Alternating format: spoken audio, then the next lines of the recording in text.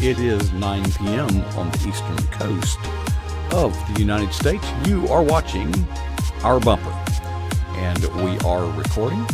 We are streaming to Facebook. We are streaming to Twitter. We are streaming to YouTube. We're ready to count down to Studio 9.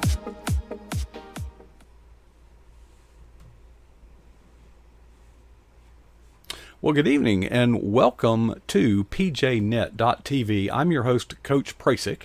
And I must say, if you are watching this and you are experiencing buffering or jitters or it goes away, we seem to be having a connection problem, although right now the light is green. Earlier it was red. So disregard all that I just said. All is well.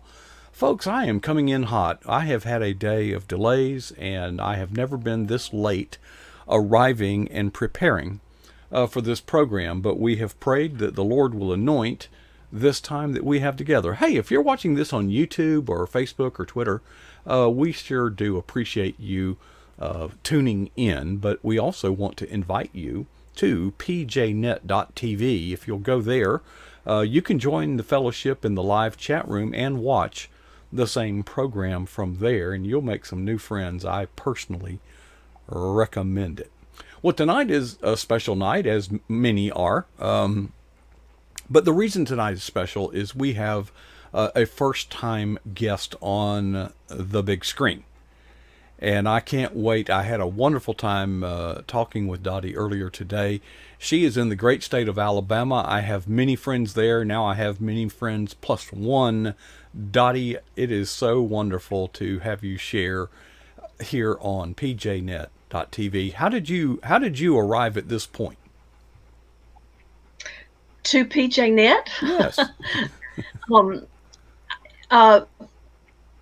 J.D. Wenninger is a big supporter of mine on Twitter, and I know that he comes in here every Thursday night, and actually it was just last week that he said something to me about the possibility of coming on to pjnet.net, and so I said, sure, why not, after I prayed about it. But I'm here, happy to be here. Well, JD is the real deal. He is the kindest, gentlest, wisest, but he's got a heart as big as that view of your backyard. It is as if we are in your living room looking out, and your backyard is the green, green grass of Alabama, the lush, rich trees. And what is that? There's it looks like a potted plant of some kind. Yeah, it's just a plant stand with a pot on it. I've got a little area where I can sit, where you're seeing my feet right there at the bottom. And I was kind of kicked back that Saturday morning. Does any wildlife? I have a bug. Does any wildlife? Deer, yes. Turkey, squirrels, ground moles, We don't weevils? No deer, no turkey. We do have lots and lots of squirrels. I feed them right along with all the birds. The diggingest things I've ever seen in my life. I mean, if you need a tunnel built, just go hoard up some armadillo and get them all headed in the right direction. Right. You'll have.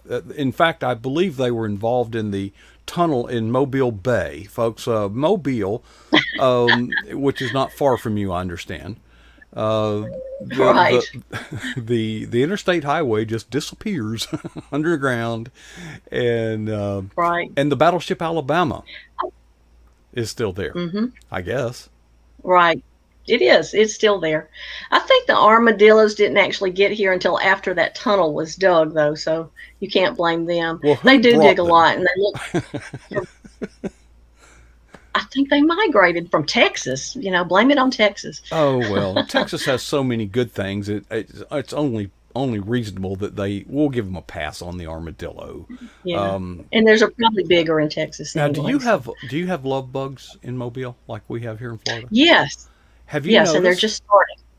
I hate to hear that. See, because I have my car detailed twice a year. I do it once toward the end of winter before the pollen. Okay. And then I wait for the love bugs because they plaster the front of your car. and then I have Right. I have it done again because at that point your paint job is ruined in your car. Right. It's just part of the it's one of the great things about the South. But we blame the love bug on the University of Florida. I don't know if you've heard that myth, No. urban legend. Oh yes, of course in the Tallahassee area, the University of Florida is the butt of many contempt of a lot of contempt. Okay. Yeah. It's as serious as Alabama and Auburn, Florida and Mhm. Florida State. So we blame everything on the University of Florida. So the legend is that they were conducting some, the Institute of Food and Agricultural Sciences is located there, the federal government's agriculture, they say that something got loose, kind of like the COVID virus, that they unleashed the love bug on us, and the other one, we blame them also for kudzu, and I'm pretty sure you have kudzu. Oh, we do. Yeah, it was We have plenty. originally, it was being, they were trying to make a hybrid to control erosion, Right. Well, it does that. Right. Well, if you have fire ants, the story is that fire ants came in through the port of Mobile. So you can blame us for that over Okay, here too. So fair enough. And you all have a shipyard in Mobile, actually. there's a huge shipyard, right? Yeah, and the Right. next one's in Mississippi, I believe, at Hmm. Pascagoula. Right. And I've been to Mobile several times. Unfortunately, well, many of the times I went there was under the circumstance of an incoming hurricane, and Oh, yeah. Hurricane Kate was particularly bad. But we went right past Mobile and went straight to Pascagoula, which is basically where it made landfall. Uh, Oh, wow. but hurricanes, and of course Dolphin Island is the highfalutin place. I've never been to Dolphin Island. Have you? Oh, many times, many Is it as times. nice as they say? It's not so highfalutin, no. Really? Well, It's it is. nice. I mean, I mean, it it is has Alabama, right? I mean, yes, yes. Come on now. We've got a fort down there and an estuarium and hmm beaches and all that. But there's that side of the bay, but it doesn't get as much good press as the eastern side of the bay, hmm Fairhope and that area, and then down at Gulf Shores in hmm Orange Beach. hmm hmm So we've Well, got a lot of miles of. Alabama, the license tag, I guess they still say Alabama the Beautiful.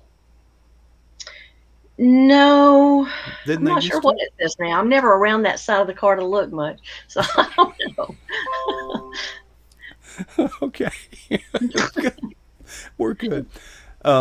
Dottie, first of all, folks, Dottie is kind of I won't say unusual, but many of the guests that appear here are published authors or hoping to be published authors.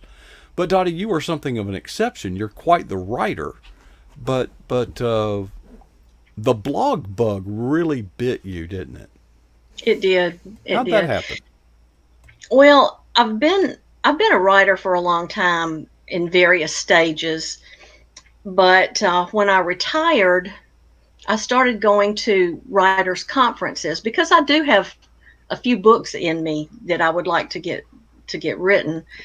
But in these writers' conferences, they said you have to build a following in order hmm to sell hmm books at some point, hmm and having a blog and hmm social media presence is the way to go about that. And I had been a big holdout on social media.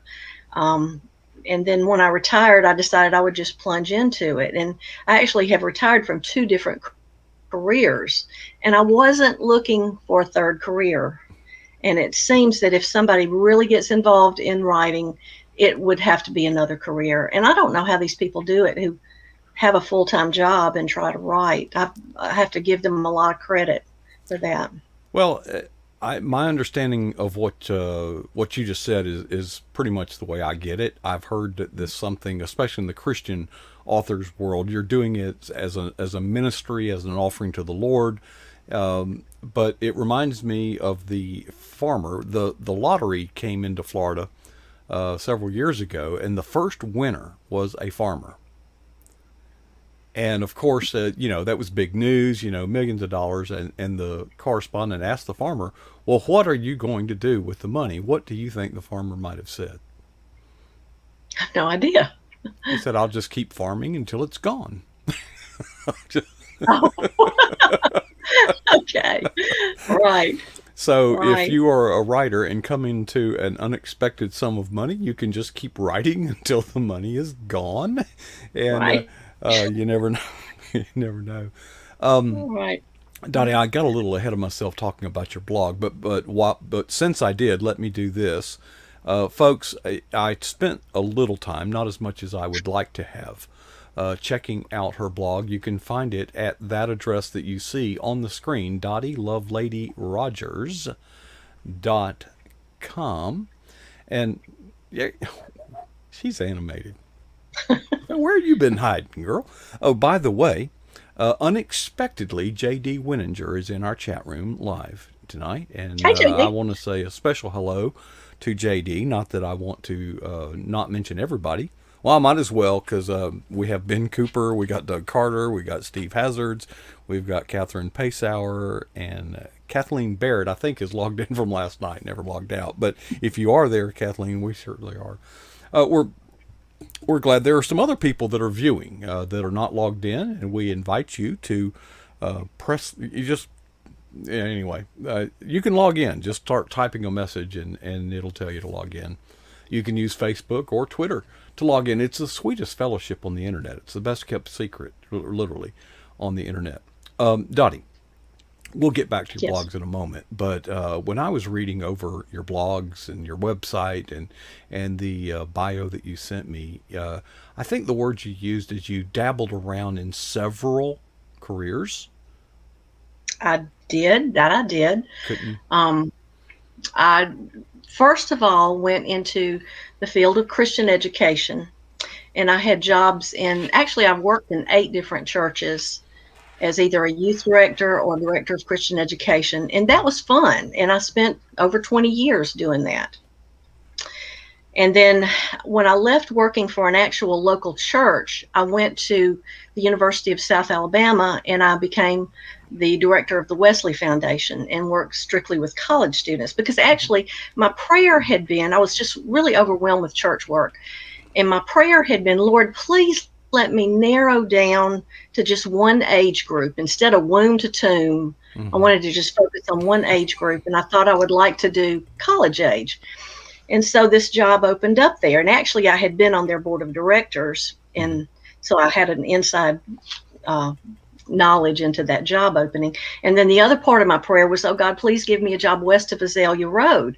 And that job just fitted. And I was about 4 years the Wesley Foundation director, and it was wonderful. It was really, really meaningful because the students that came there um, in college were bright and hungry, and Mm-hmm. that is such a good age to catch people who may not know the Lord, and at that point in their life they're making some tremendous decisions, and to give their life to the Lord is one of those decisions that they should be making if they have not already.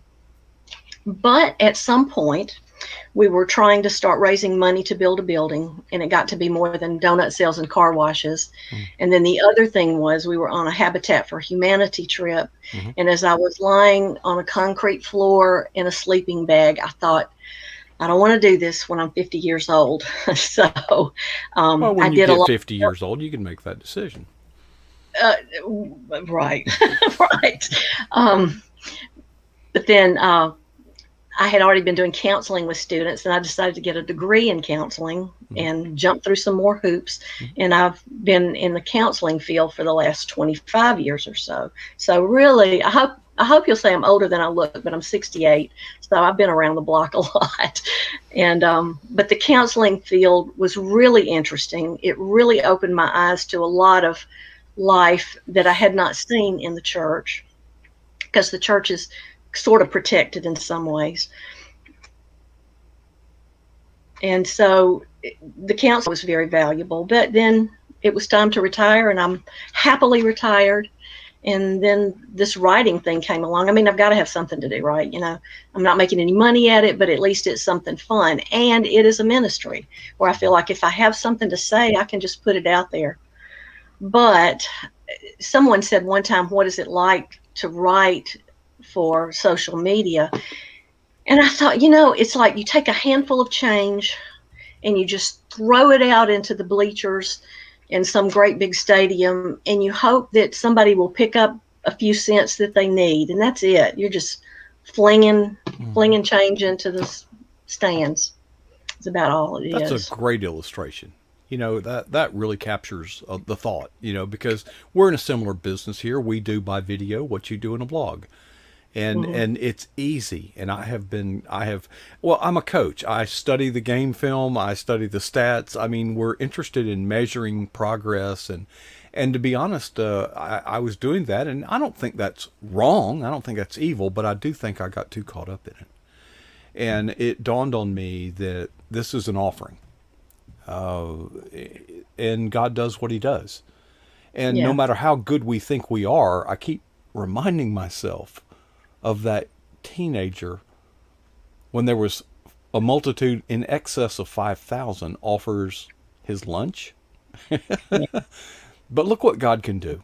Yeah. Uh, Absolutely. and that is entirely up to God. And the thing that gets me about social media or this type of ministry is, how do we know that we could have had some tremendous impact somewhere around the world that we literally wouldn't know about? And there are times when the burden of doing this, the schedules, the running behind, the pressures of deadlines, and the real life, Hmm. Satan will tend to use that to discourage us. Like, why are you doing this? No one's really reading your stuff. No one's watching your stuff. Why? I think it's a good thing that we don't always know the impact that we have, because your head would be like this big. You couldn't get the door if you really know, because I have no doubt that the Lord uses things that we will never have any idea until maybe the other side of glory. Hmm. Somebody comes up, like in the song, and Hmm. says, "Oh, that really meant a lot to me," or "You changed my life." Let me tell you another story, that when I was doing counseling, I was a therapist for a while, like 6 years, 7 years, for a partial hospitalization program, mental health partial hospital.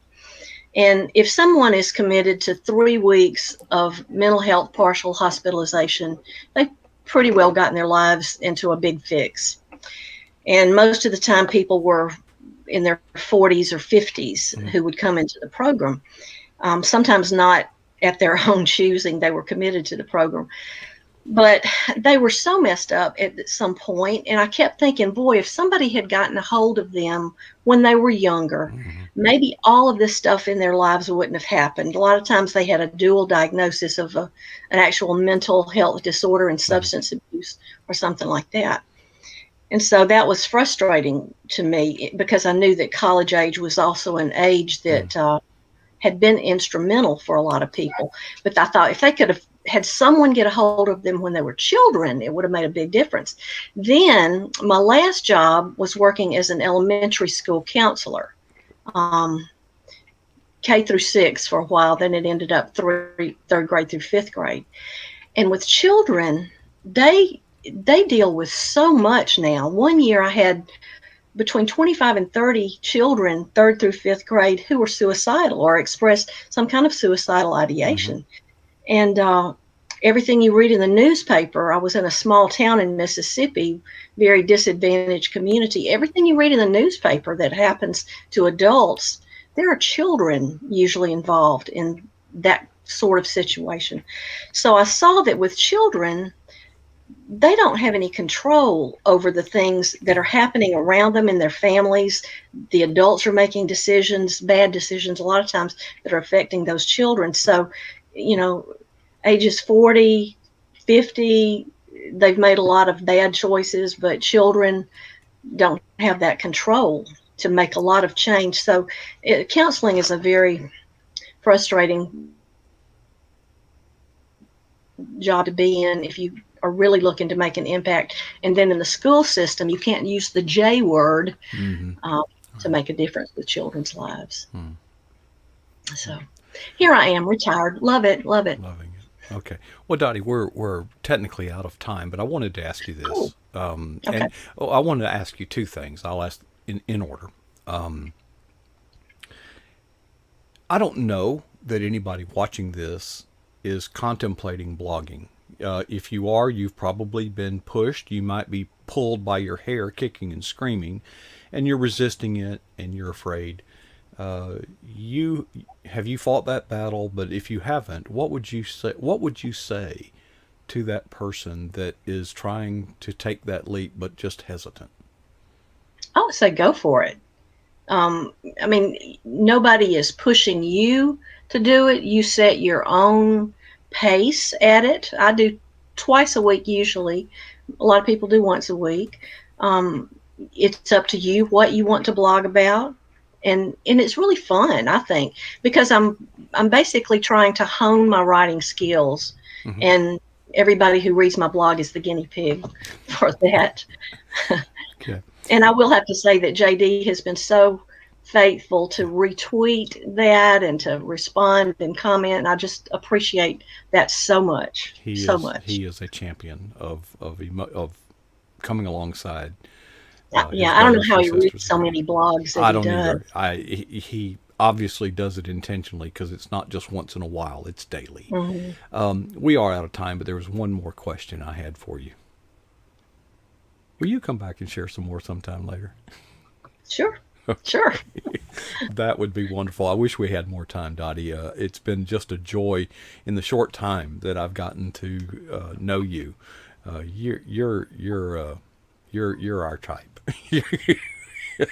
Thank And the you. fact I think from being from Alabama helps too, So anyway, well, Dottie, thanks so much for sharing, and I hope that you'll stop in the pjnet.tv chat room. Some nice things have been said about you. You might enjoy reading I'll check it out. them. Okay, okay. Well, folks, that was.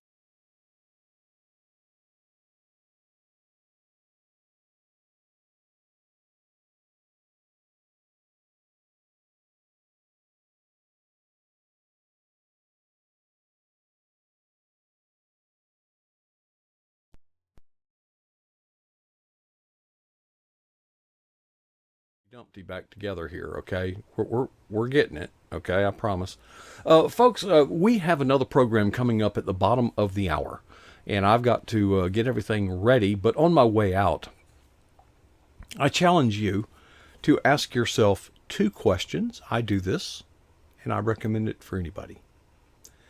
First question is this: what is the boldest thing that you have ever done for Jesus Christ? And the second question is equally as challenging. How long ago was that? I hope in my own life, and I hope for you, that we will never be satisfied with either answer.